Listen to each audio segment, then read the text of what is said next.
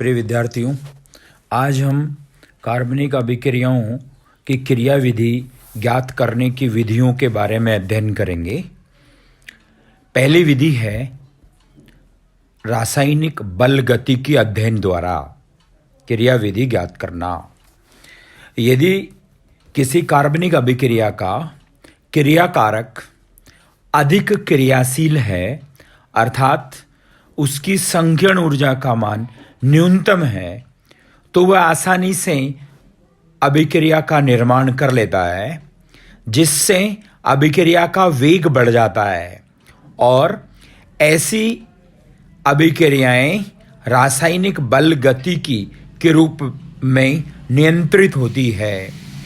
SN1 अभिक्रिया रासायनिक बल गतिकी रूप से नियंत्रित होती है क्योंकि इसके उत्पाद अधिक स्थायी होते हैं।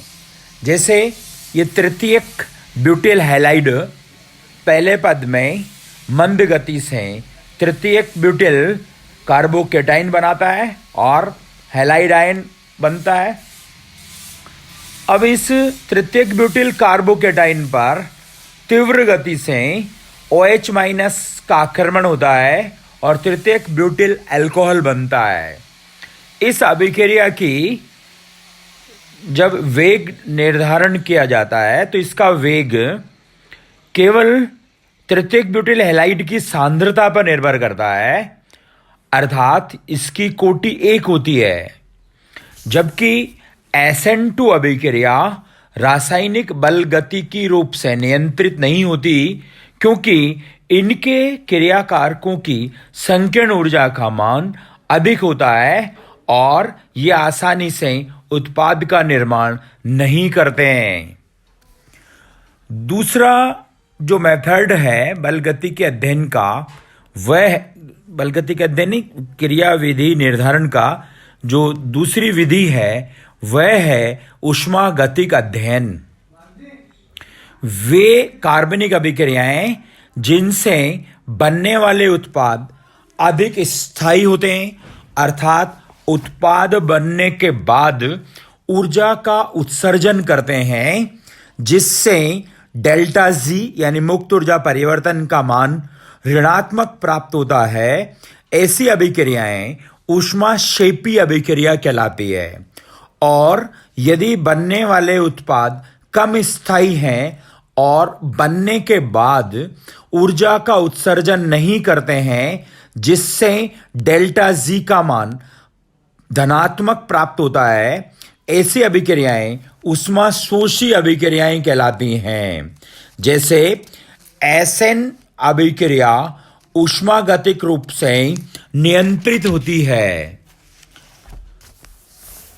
नेक्स्ट मेथड है समस्थानिक प्रभाव।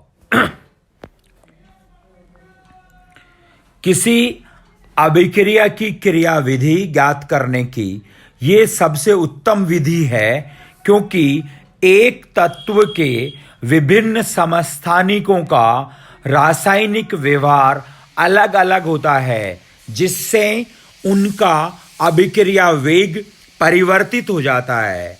जैसे इस उदाहरण में इस अल्कोहल का जब अम्लीय माध्यम में KMnO4 के द्वारा ऑक्सीकरण करते हैं तो कीटोन प्राप्त होता है और दूसरी अभिक्रिया में इससे भी कीटोन प्राप्त होता है। यदि हाइड्रोजन की जगह ड्यूटेरियम ले लें तो इससे जो ड्यूटेरियम है वो H2O के साथ जाता है, तो इससे हम अभिक्रिया इनका वेग जो है वो अलग अलग परिवर्तित हो जाता है। ऐसे प्रभाव को हम समस्थानिक प्रभाव कहते हैं। अगला मेथड है उत्पाद विश्लेषण विधि। कार्बनिक अभिक्रियाओं की क्रियाविधि उत्पाद के स्थायित्व पर वे निर्भर करती है। यदि बनने वाले उत्पाद अधिक स्थायी हैं तो अभिक्रिया का वेग बढ़ जाता है और यदि बनने वाले उत्पाद कम स्थायी हैं तो अभिक्रिया का वेग कम हो जाता है। इसे उत्पाद विश्लेषण विधि कहते हैं।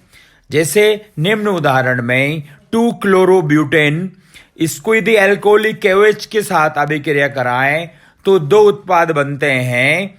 20% कम मात्रा में 1-ब्यूटीन और 2-ब्यूटीन 80% मात्रा में बनती है।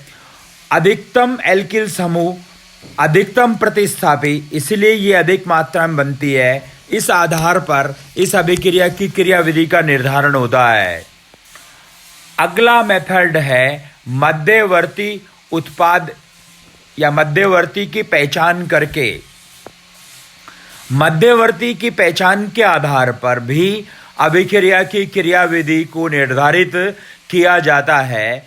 लगभग सभी कार्बनिक अभिक्रियाओं में मध्यवर्ती का निर्माण होता है। जैसे इस उदाहरण में एमाइड को गर्म करें तो नाइट्रीन मध्यवर्ती बनता है और उसका पुनर्विन्यास होकर एल्किल आइसोसाइनाइड बनता है, जिसके जल अपघटन से प्राथमिक एमीन बनती है। तो इस अभिक्रिया में मध्यवर्ती के रूप में नाइट्रीन की पहचान की जाती है, जिससे इसकी इस क्रियाविधि के बारे में जानकारी प्राप्त होती है। अब हम बात करेंगे अतिसंयुग्मन के बारे में। सिग्मा इलेक्ट्रॉन का एक परमाणु से दूसरे परमाणु पर मुक्त मूलक धनायन ऋणायन के द्वारा स्थानांतरित हो जाना अतिसंयुग्मन कहलाता है। यानी इसमें एकलक अणुओं का बहुलक अणु में परिवर्तन भी अतिसंयुग्मन कहलाता है। इसे अबंधित अनुनाद भी कहते हैं, नो बॉन्ड रिजोनेंस। किसी भी अभिक्रिया की मुक्त मूलक क्रियाविधि से अभिप्राय, उसमें 3 पद प्रमुख होते हैं। पहला है श्रृंखला प्रारंभिक पद। इस श्रृंखला प्रारंभिक पद में ROR यानी परऑक्साइड को गर्म करें तो RO मुक्त मूलक बनते हैं। एल्किन को गर्म करें तो इससे मुक्त मूलक बनेंगे और ये दोनों मुक्त मूलक बनकर उत्पाद बनाते हैं। तो मुक्त मूलक बनने वाला पद श्रृंखला प्रारंभिक पद कहलाता है। और ROCH2CH2 मुक्त मूलक CH2 मुक्त मूलक से अभिक्रिया करके उत्पाद बनाता है और इससे मुक्त मूलक का निर्माण होता है। ये सतत चलते रहते हैं, इसलिए इन पदों को हम श्रृंखला संचरण पद कहते हैं। और कोई भी दो मुक्त मूलक आपस में मिलकर श्रृंखला को समाप्त कर देते हैं, ऐसे पद श्रृंखला समापन पद कहलाते हैं।